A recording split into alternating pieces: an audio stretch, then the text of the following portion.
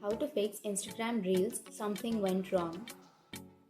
So if you want to fix Instagram Reels, then first of all you need to open up your settings application and then go for apps and notifications and then go for Instagram and open up your Instagram on your settings and then go for storage and cache and then tap on clear cache, and after clearing your cache your problem might be fixed.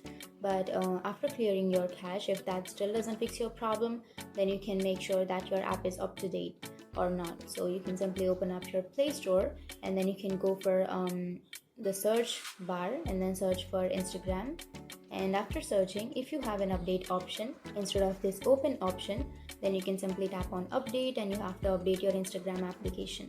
And even after updating, if that still doesn't fix your problem, then you can simply uninstall your Instagram application and then you can again install it and log into your account. And the last fix is to restart your device. You can simply hold on to that power button, and here on the upper right side you will have restart option. You can simply tap on restart and you have to restart your device, and after restarting your problem might be fixed. So that's it. These were the few fixes to your problem with the Instagram Reels, and if you have any questions, feel free to comment below. Thanks for watching.